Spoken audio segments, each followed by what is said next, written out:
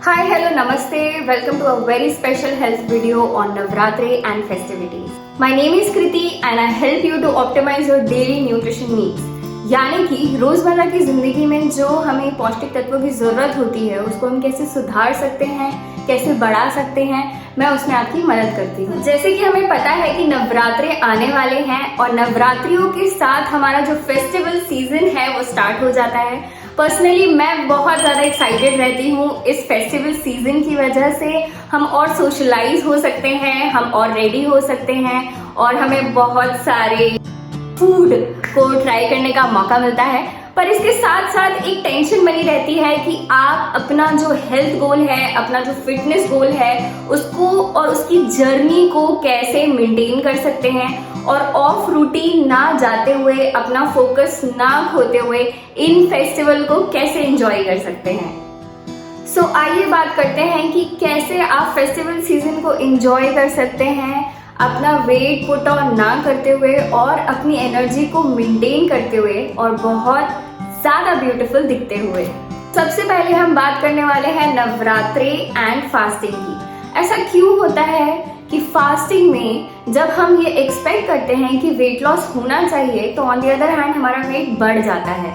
जब ऐसा कहा जाता है कि फास्टिंग से आपका डाइजेशन बेटर होता है तो वहीं हम ब्लोटिंग और एसिडिटी से परेशान हो जाते हैं।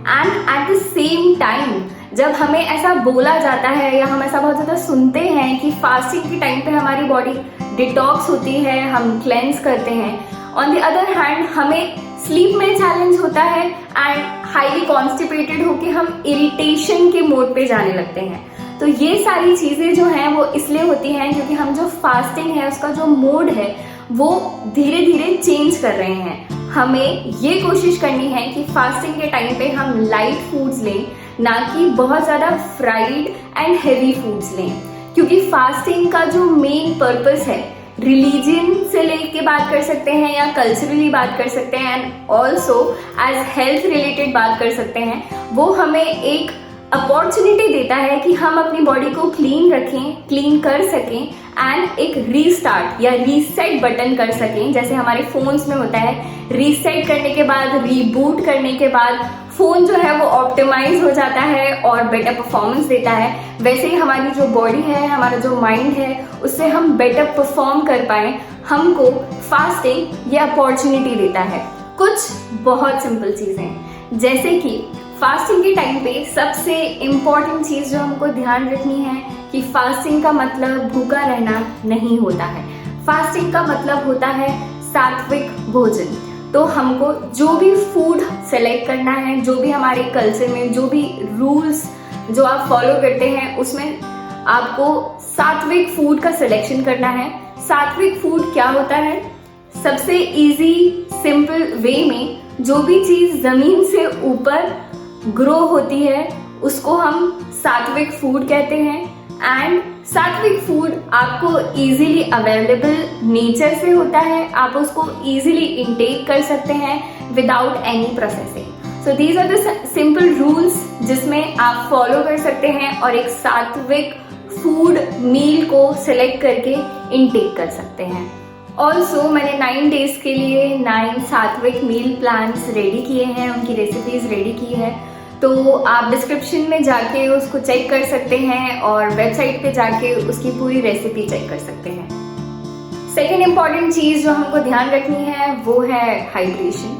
सो डेफिनेटली बहुत सारी एक्टिविटीज़ होती हैं फेस्टिवल के टाइम पे और हमारा जो हाइड्रेशन है, हमारा जो फूड का जो टाइमिंग है, सब इधर उधर शिफ्ट होता है। पर आपको ये हमेशा ध्यान रखना है कि आप अपना हाइड्रेशन जो है, आप जो पानी पीते हैं वो हमेशा 3 से 4 लीटर के बीच में रखें, क्योंकि जो क्लीनिंग का पार्ट है, जो सबसे इम्पॉर्टेंट रोल प्ले करने वाला है वो वाटर है और जब तक आप पानी नहीं पिएंगे तो आपकी जो बॉडी है वो क्लेंस नहीं हो पाएगी। थर्ड इम्पॉर्टेंट चीज़ जो है वो ये है कि आपको आपकी जो स्लीप है वो प्रॉपर रखनी है।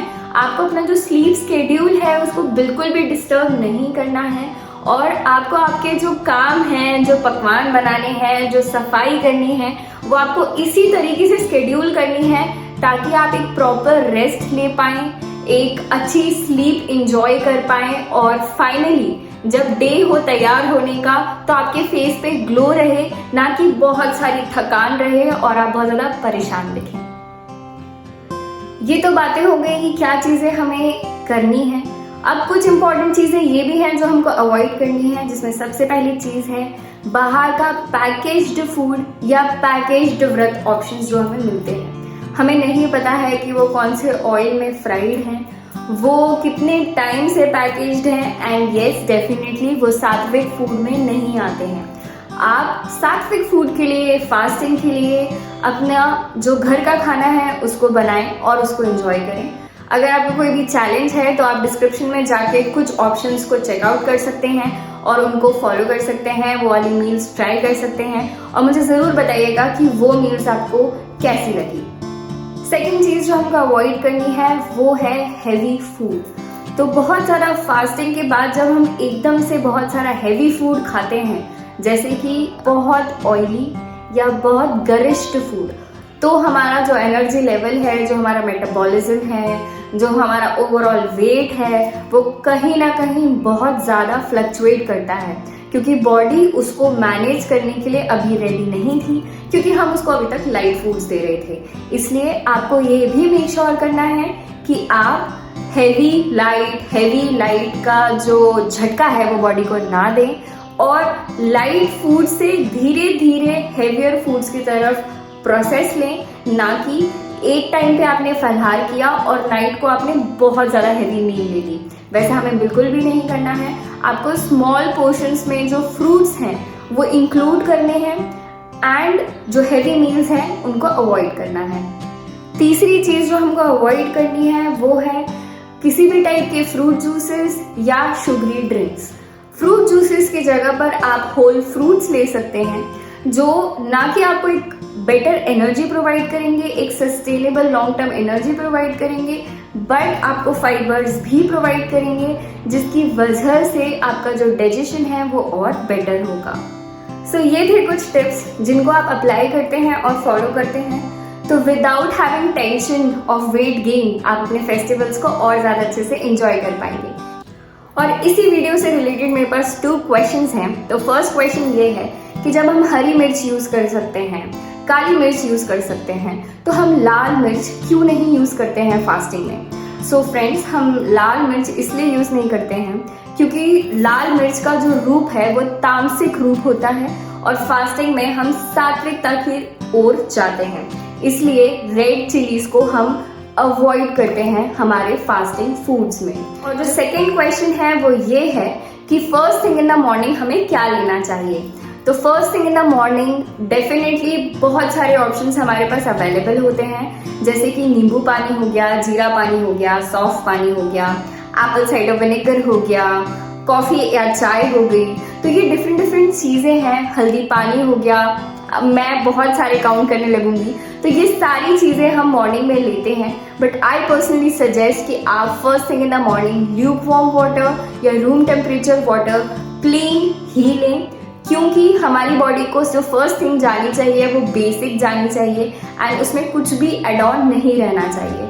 इसके साथ ही साथ जब हम बात करते हैं long term sustainable health goals की, तो हम ये कोशिश करते हैं कि जितनी चीज़ें सिंपलर रहें, जितनी ईजी रहें, उतनी ही ज़्यादा लाइफ लॉन्ग हम उसको फॉलो कर पाएंगे।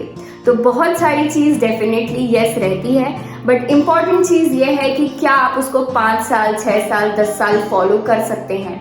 एंड यस, अगर आप उसको फॉलो कर भी सकते हैं तो क्या वो आपको रॉन्ग इफेक्ट दे रही है या नहीं दे रही है, वो आपको ध्यान रखना है। फॉर एग्जाम्पल, जैसे कि अगर हम मेथी दाना पानी लेते हैं ओवरनाइट सोक करके फॉर डायबिटीज़ मैनेजमेंट या शुगर मैनेजमेंट के लिए, तो वो हमको ईस्ट्रोजेनिक इफेक्ट देता है। ईस्ट्रोजेनिक इफेक्ट का मतलब है ये मेथी दाना जो पानी है वो यूजुअली उन वेमेन को दिया जाता है जो लैक्टेटिंग है या पीसीओडी, पीसीओएस, पीएमएस के चैलेंज में है, उनको दिया जाता है। जब आप इस चीज़ का जो इंटेक है वो रेगुलर बेसिस पे बहुत लॉन्ग टर्म तक करते हैं, तो डेफिनेटली जो फीमेल्स हैं उनको ब्रेकआउट्स फील होते हैं, जो मेल्स हैं उनको अननेसेसरीली बहुत सारा जो फैट एक्यूमुलेशन है चेस्ट के अराउंड फील हो सकता है।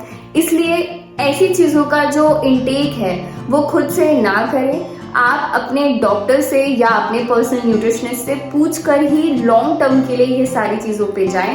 Other than that, go for water. That is easy, that is simple and आप उसको हमेशा फॉलो कर पाएंगे. So this was all for this video. Thank you for being till the last. हम फिर से मिलते हैं. Bye bye. हैप्पी नवरात्रि. नमस्ते.